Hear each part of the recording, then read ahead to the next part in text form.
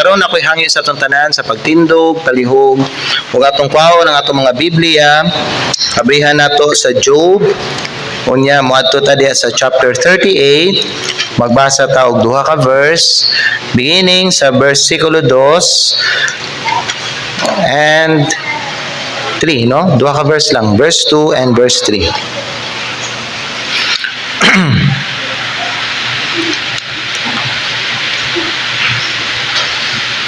Okay. The Bible says, "Who is this that darkeneth counsel by words without knowledge? Gird up now thy loins like a man, for I will demand of thee, and answer thou me." So ang Ginoo mitubag siya no kay Job gikan sa alimpulo. So mingon ang Ginoo dinhi kay Job sa bersikulo 2. Pasahon ako balik sa karon sa Bisaya. Kinsa kini nga nagangit-ngit sa tambag pinaagi sa mga pulo nga walay kahibalo. Baksi karon ang imong hawakan sama sa usa ka tawo, kay ako musok na kanimo ug ikaw mutubag kanako. So magampo ta una, and then after we pray, pwede na mo maglingkod. Father in heaven, salamat Ginoo sa opportunity nga makadungog sa imong pulong karon. Salamat Lord sa mga katawhan nimo nga nagsimba. Panalangini sila samtang maminaw sila sa imong pulong karon nga gabi. I pray Lord, speak to their hearts and tuguti Ginoo nga kini mensahe makadasig nila ug makabag-o sa ilang kinabuhi. Gamita ko Ginoo sa pagwali sa imong pulong pun ako sa imong balaan nga espiritu. Lord, I acknowledge I can do nothing without you. So Father, mga ikog tabang nimo Lord, gamita ko karon para sa imong himaya. Kani Lord, among ginaampo ginapasalamatan sa pangalan ni Kristo nga among Ginoo among manluluwas. Amen. Salamat, pwede na mo maglingkod. Our message tonight is this: before you question God, ask yourself first. Before you question God, ask yourself first. Have you ever found yourself in a difficult situation, wondering why God allowed it to happen? Nakita ba nimo mga igsoon ang imong kaugalingon diha sa usa ka lisod nga sitwasyon? Unya ba nabay panahon sa imong kinabuhi nga natingala ka ngano man nga gitugot sa Ginoo? Ano man ang gitugot ni sa Ginoo sa ako? Maayo mo tami nga mga Kristohanon, maayo mo tami nga mga tao, wala ba may nagpakya sa pagsimba sa iyaha, pero ngano man nga naami ingon ani karon nga sitwasyon sa mong kinabuhi, lisod lagi mi. Maybe you've asked yourself, why is this happening to me? Nganong nagakahitabo man ni sa ako? Or maybe ang imong pangutana mga higala is, nganong manong nga wala gitubag sa Dios ang ako ang prayer? Is there a time in your life nga nakapangutana ka mga inani nga mga pangutana sa imong kaugalingon? Nakagipangay sa Ginoo, but God did not answer your prayer. You know, it's natural to have questions and doubts when we're going through tough times. Natural ba nga kita makapangutana ta ingonana natay mga doubts, mga pagduduha kung kita moagi ta og mga kalisod, no?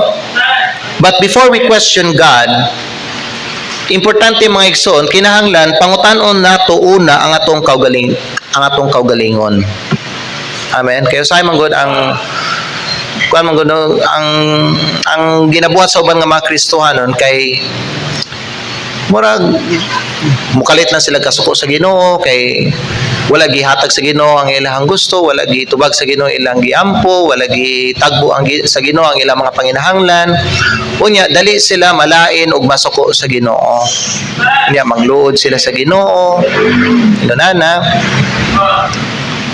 Kung naay mga lagkalahi magud nga mga reason mga igsoon, kung atong kanon ba nganong kita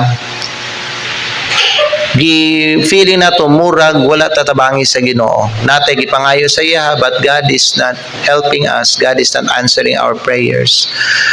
Mutanaw ta sa tong sarili nato, maayo man ko nga klase nga Kristohanon, dili man ko sama sa uban nga mga Kristohanon. Kung imong tanawon, murag mas lala pa man gani sila kaysa sa kuha. Kung imuhang ikumpara, mas maayo pa man gani siguro ko kaysa sa ila. But ngano man nga kini nahitabo sa kuha. You know, in the book of Job, we meet a man who suffered immense loss and pain. Makaila ta og tao nga nagatubang siya dako kayo nga kasakit ug kawad-on sa iyang kinabuhi. Kung yung tanawon mga igsoon si Job, he lost his children, he lost his health, he lost his possessions, yung mga kabtangan ba no? And he was left wondering why God allowed it to happen. Ang mga higala ni Job, you know, Job's friends tried to give him answers, but they only ended up accusing him of sinning. Finally, ang Diyos, nagistorya kay Job. Mo na ni diri, nagistorya ang Diyos kay Job. Because tao lang si Job. Okay? It's natural for a man nga may mga things na hindi niya masabtan, mangutana siya. Dili ba, no? May mga questions ba? So finally, ang Diyos nagsuya siya kay Job, but instead of giving him answers, okay, God asked him question. Ang Diyos nangutana diha kay Job. And God said, diri sa ato ang gibasa may higala, gingon diri sa Ginoo kay Job, who is this that darkeneth counsel by words without knowledge? Verse 3, baksi karon ang imong hawakan sama sa usa ka tawo, kay ako musok na kanimo, for I will demand of thee, ug ikaw mutubag kanako. Now, asking ourselves the right questions. You know, before we question God, we need to ask ourselves some important questions. Usa man ni mga pipila ka mga butang nga kinahanglan ipangutana nato sa atong kaugalingon mga igala. Una sa tanan, kung ato ang tanawon ng atong kinabuhi, una nga butang nga ipangutana nato sa ato ang kaugalingon is this: am I seeking sa akong kinabuhi, am I seeking God's glory or am I seeking my own glory? Kaya usa na siya sa mga butang nga dapat ipangutana nato. Kay usahay mga igsoon, matingala ta, maayo ta ako nga Kristohanon, faithful man ko sa ako ang pananaw, faithful man ko, pero ngano man nga murag wala man ko tabangi sa Ginoo. Ngano man nga sa diha na ako gipangayo sa Ginoo, wala man niya tubaga ang ako ang prayer nako. Basin mga igsoon, na ay problem sa glory. Basin, you are seeking your own glory in life. Basin ba ang motibo nimo ba sa imong kinabuhi is not to give glory to God? Basin ang imuhang motive ba, your whole intention in life is for your own glory. Ang question may gala, are we seeking God's glory and purposes? Or are we seeking our own desires and interests? Psalms 37 verse 4, iabri niyo mga Biblia, igunani biya ang gingon sa pulong sa Dios, and kini gi-quote nato ni pila na kapanahon diri sa atong simbahan. And the Bible says in Psalms 37 verse number 4, ipahimuot usab ang imong kaugalingon diha sa Ginoo. Nakita niyo na?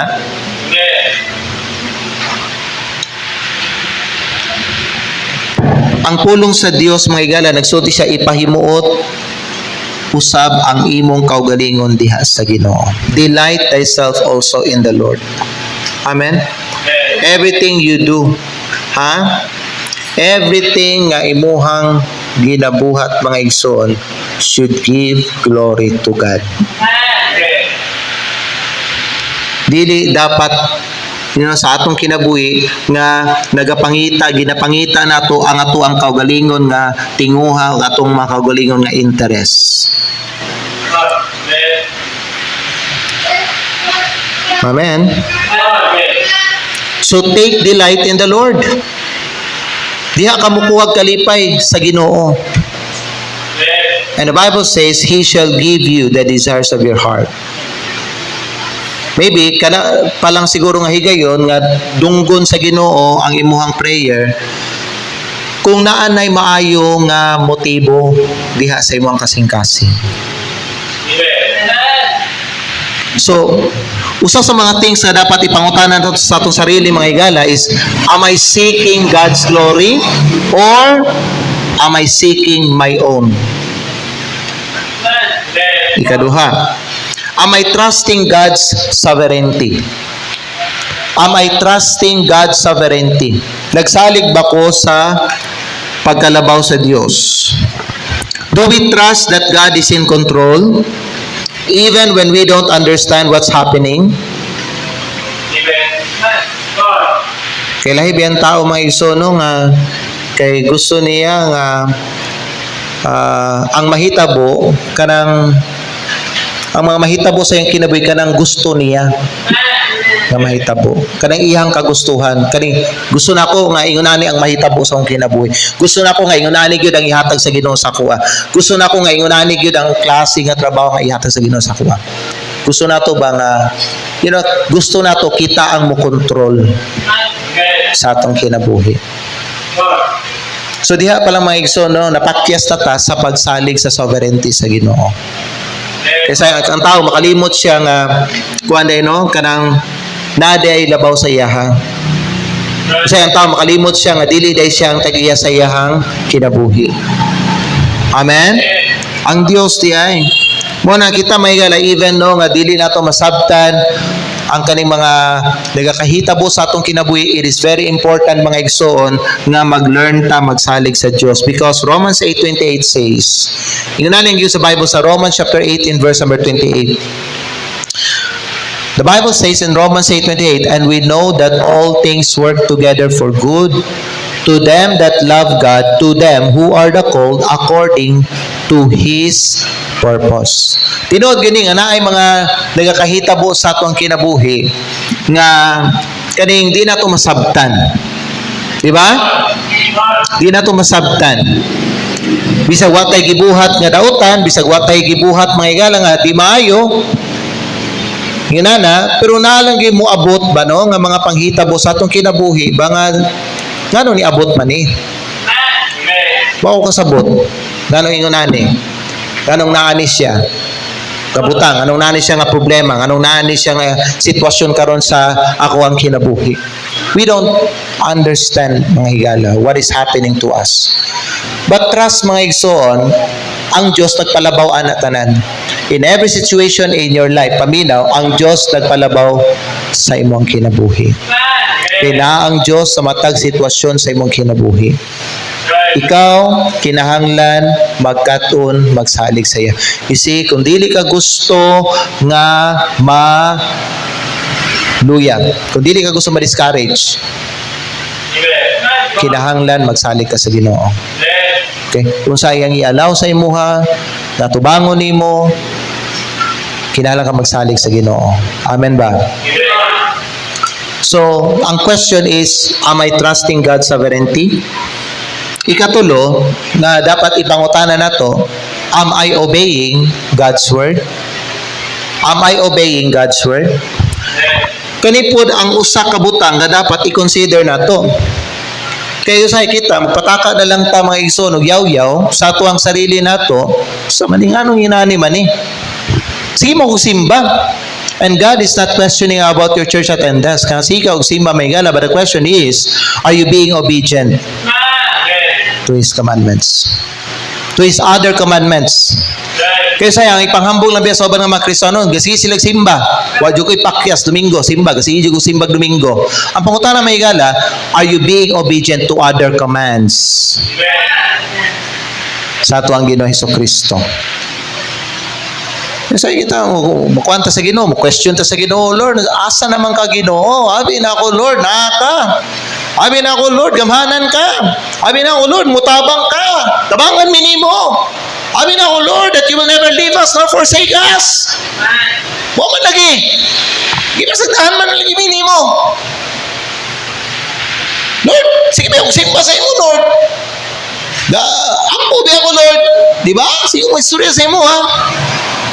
Ang pangutana igala, na dapat ato ipangutana una sa tuwang tagsitagsang kagalingon.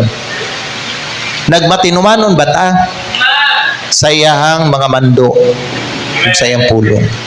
Mao gini ang usa sa mo na no ako isod sa iyo no. Pag naa kay you better be obedient to His commandments, especially kung naa kay ginapangayo sa Ginoo. Kay dili igo na kanang bitaw magpakita lang kag Domingo, magkuan lang ka. Now, of course, ang pagsimba nato mga is one of mga commandment na sa atong Ginoo nga dapat nato i-perform, dapat nato i-fulfill.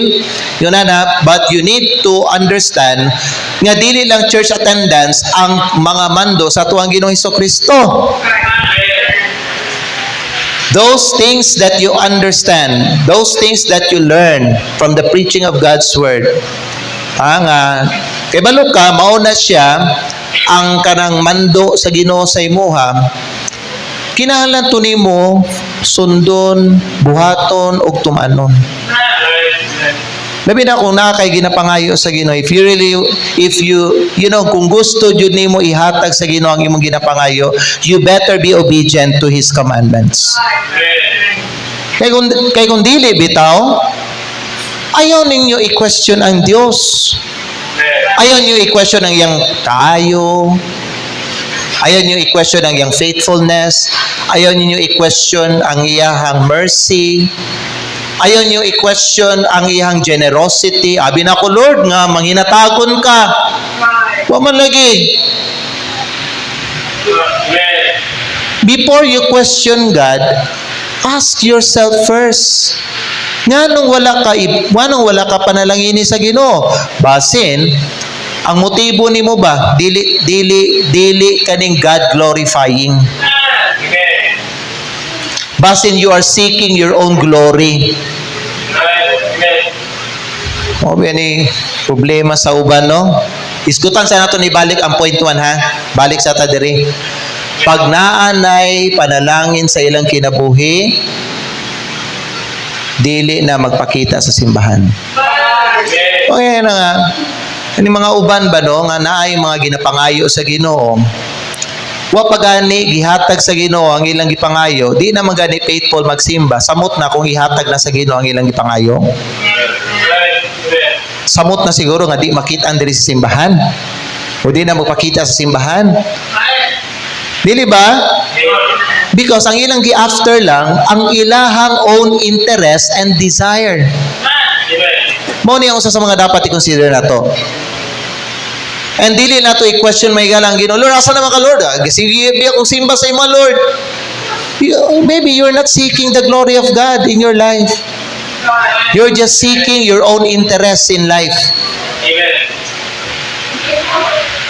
Mo ba ang uban no, magsimba lang sila. Makita man na sa uban nga mga Kristiyano, magsimba lang kay nalagi sila ituyo, nalagi sila gipangayo sa Ginoo. May uban nila gihatag biya sa Ginoo gyapon no, ang ilang gipangayo no. Pero kay balo mo may gala malaya tong mga panalangin nga na angko nila. It won't last for many years. And abi nila may gala, naloko nila ang Ginoo, nailad nila ang Ginoo. Ang Diyos dili ma-deceive.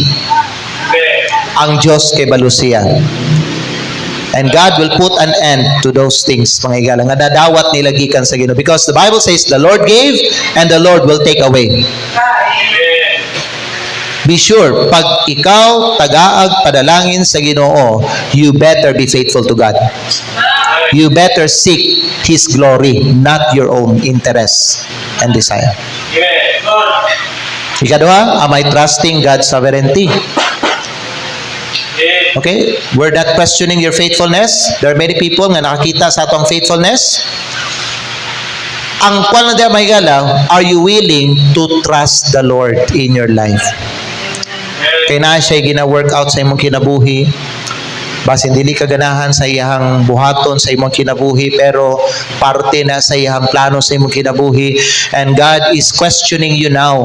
Pareha sa gibuhat sa Dios kay Job, di ba no? Karon ikaw mutubag sa ako. Ako mangutana sa imo, karon ikaw mutubag sa ako. Kay ikaw si pangutana sa ako, karon ako mangutana sa imo, nya tubagan ni ako ang ipangutana sa imo ha. Mao na siya. Okay, kasi si Job na siya mga questions sa Ginoo nga murag wa siya gigamit yang kahibalo. So karon mga igsoon, na ako'y ginalihok sa imong kinabuhi. I know you are faithful. I know nga ikaw, you are a giver, you are a tither, and naana imong mga blessing dire, no? Naka-store na rin. Ready na ni siya, pero na ako'y ginalihok sa imong kinabuhi. Question, are you willing to trust me? Willing ba ka mosalig sa kuha? Mao na ang dapat mahigala nga itubag nato, tubago nato. Willing ba ta mosalig sa sovereignty sa Ginoo? And then ikatulo, am I obeying God's command?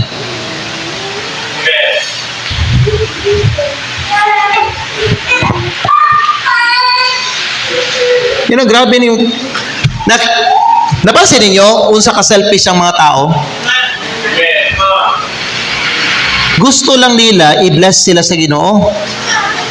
Pero dili sila gusto og responsibility. Grabe gid ka selfish ang tao. Wala sila laing tuyo kung mag-ampo sila kung dili magsigilag pangayo. Di man lang gani mga higala mudayeg sa Ginoo diya silang prayer. Was there a time in your life may higala nga wala kay gibuhat ba sa imong prayer nimo? Ang imong all your prayers may gala are thanksgiving and praise to God. Pasalamat lang tanan sa Ginoo. Wala ka nangayo sa iyaha. Nagpasalamat lang ka sa Ginoo. Grabe ang mga uban no, ang mga Kristiyano no nga wa gid sila laing ginabuhat kundili mangayo lang sa Ginoo. Kundili sila tagaan sa Ginoo murag bata ba no nga mangluod.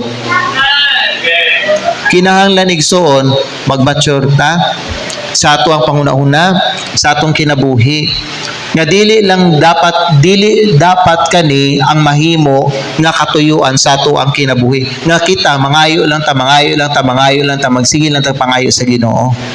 Dapat mga igsoon no mo-obey ka sa iyaha.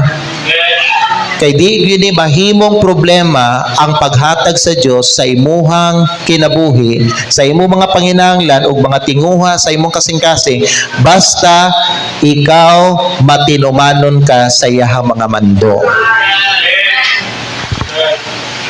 Unya, ang katapusan nga question nga dapat no ipangutana nato na before we question God, we need to ask ourselves first, am I seeking God's glory or am I seeking my own glory? Ikaduha, am I trusting God's sovereignty? Ikatulo, am I obeying God's word or am I obeying God's command? Ikawapat ugang katapusan, am I seeking God's presence? Ako bang gipangita ang presensya sa Diyos? Are we seeking His presence and fellowship? Or are we just seeking answers to our questions? Hello? Dapat igsoon sa atong kinabuhi, isip mga Kristohanon, ang ato ang i-priority o pangita, ang ato ang fellowship uban sa Ginoo. Dili kay kanang ang imuhang pangayon sa Ginoo mga tubag sa imong mga pangutana. Amen. Kay kebalo bang may gala no kung ma-enjoy nimo ang imong fellowship diya sa Ginoo, dili na nimo ma-question ang mga ginabuhat sa Ginoo diya sa imong kinabuhi. Di na ka mangayo og tubag sa iyahang mga sa iyang mga tubag sa imong mga pangutana because you are now enjoying your fellowship with God. Mo yan ang Bible nga ngayon, the Bible, Psalms 42, last verse na lang ni siya. Psalms 42, verse 1 and verse 2. Psalms 42, verse 1 and verse 2. Ang pulong sa Ginoo nagingon diri sa atuha. As the heart panteth after the water brooks, so panteth my soul after thee, O God. My soul thirsteth for God, for the living God. When shall I come and appear before God? Ingon sa laking usa nga nagahinam-hinam sa tubig sa kasapaan. Sa ingon nagahinam-hinam ang akong kalag kanimo, O Dios. Ang akong kalag ginauhaw alang sa Dios, alang sa buhi nga Dios. Kano sa ako muadtog mupakita atubangan sa Dios. Kita ninyo mga igsoon, in your life, seek the presence of God and your fellowship with God. Okay? Don't seek answers from your questions. Hello? Kaya nga naman, later, masabtan ra nimo na. Masabtan ra nimo kanang mga nagakahitabo karon sa imuha, nganong nahitabo na sa imuha. Masabtan ra nimo na puhon-puhon. Ikaw, musunod sa Ginoo, pangitay ang presensya, and enjoy fellowshipping with God. Through prayer, Bible study, and worship. Amen?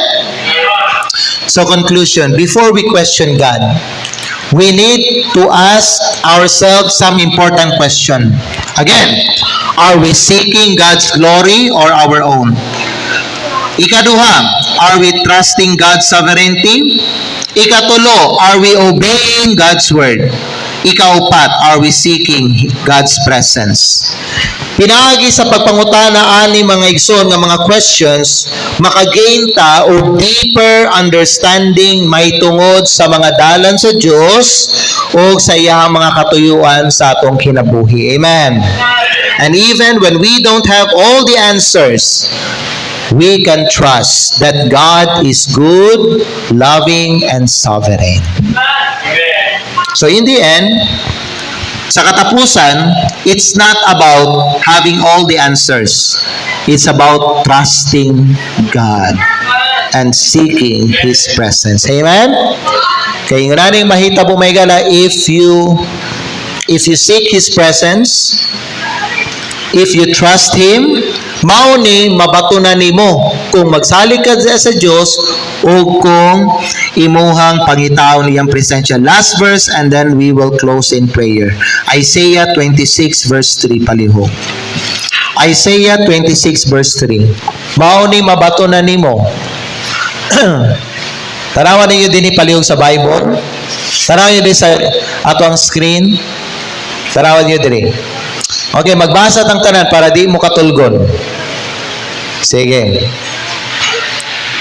Tanaw nyo diri. Read aloud. Okay, ayaw ninyo basa ginay kay makatulog ka. Kusgag basa para mawala imong duka. Amen? Okay, kusgan ninyo basa. Isaiah 26 verse 3. Sabay-sabay ta ninyo sa pagbasa. Ready? Begin. Thou wilt keep him in perfect peace, whose mind is stayed on thee, because he is trusted in thee. Unsay mabatunan nimo? Perfect peace. If you trust him and seek his presence. Perfect peace. So walay kalibog. Amen? Walay kalibog sa imong hunahuna. Bisan wa nimo nasabtan ang nahitabo sa imong kinabuhi, nagyapon kay perfect peace. You know why? Because you trust the living God and you seek His presence. Amen? So again, kung naay mga nagakahitabo karon sa imong kinabuhi nga di maayo, kasi naglisod ka, nagpait ka, you are in financial crisis, pait ka financially, bisag-sigag simba, murag wa man tagwa akong panginahanglan, murag wa man ko tagay sa Ginoo. Before you question God, ask yourself first. Amen ba? Amen. Tukwa itong mga ulo, ipiyon na itong mga mata. Magampot ha. Father in heaven, salamat Ginoo sa message kang gihatag nimo sa amo, things nga dapat namo Lord i-consider sa among tagsa-tagsa nga kinabuhi. Salamat Lord kay kini maghatag sa amoa og opportunity nga amoa Ginoong i-examine ang amoang motive, ang motive sa kinabuhi, among intention Ginoo, among own interest and desire, kung sa gid Lord ang nahimo nga kaning moto sa among kinabuhi. Salamat kay Lord God that you are showing us things Lord nga dapat namo i-consider sa among kinabuhi. Father God, thank you also for teaching us that in our life kinahanglan nga we should seek your glory, not our own glory, not our own interests and desire. We should seek your fellowship. And Lord, sa among kinabuhi, we should obey God's word, we should obey your commands, because dinhi pug ka Lord God mo kuha og kaning base Ginoo sa amo Ginoong kinabuhi. Kung dapat pagid mi Lord panalanginan nimo o dili. Lord God in heaven, whatever the need tonight sa imong makatawhan Lord, tagbuha Lord ang ilang mga spiritual need, tabangis sila sa ilang kinabuhi Lord. O sa Ginoo ang ilang mga question Lord, I pray ikaw magtabang sila Lord and help them to trust you and help them Lord to seek your presence. Lord, please move the invitation tonight. I pray this in Jesus name. Pabili lang ta sa pagduko sa tong ulo, manindog tang tanan with our eyes closed and with our heads bowed. Tonight, let us consider the 4 questions that we hear in our message, mga igsoon. Our message is, before we question God, ask ourselves first. We need to ask ourselves some important question. Am I seeking God's glory or my own glory? If you are guilty of seeking your own glory, you need to confess that to the Lord. You need to ask for His mercy and ask Him to forgive you. And change your intention in life. Change your motive. Change your desire. The Bible says, delight yourself in the Lord, and then He will give you the desires of your heart. Ikaduha, may trust in God's sovereignty. Nagsalig ba ka sa Dios? Since kibalo ka that God is in control, bisan wa ka kasabot sa imuhang sa nagakahitabo sa imong kinabuhi, are you willing to trust His sovereignty? Ikatulo, are you obeying His commandments? Are you being obedient to God? Tonight is one, salamat sa Ginoo nga karon nag-obey mo. But ayaw nyo kalimti mga igsoon nga dili lang church attendance ang mga mando sa atong Ginoong Hesukristo. And if we truly love God, we should keep His commands. Because Jesus said, if you love me, keep my commandments. And are you seeking His presence? Tonight mga igsoon, sa imong kinabuhi, check daw, what are you seeking? Are you seeking God's presence and fellowship, or are you just seeking answers to your question? You know what? Stop seeking answers to your question. Kay dili gina tubagon tanan sa Ginoo higala ang imong mga pangutana. Ang imuhang pangitaon karon ang iyang presensya ug iyang fellowship. Will you do that? Tonight, my gala, is a best time for us to muduol ta diha sa Ginoo. Unya makistorya ta sa Ginoo. If there's things nga dapat nato usbon sa atong kinabuhi, ato ang usbon karon nga gabi, no? Ato ang itama ba no, i-intune nato atong heart nato di ato bangan sa Ginoo. So if you want to come and pray, come to the altar and you can talk to your Heavenly Father and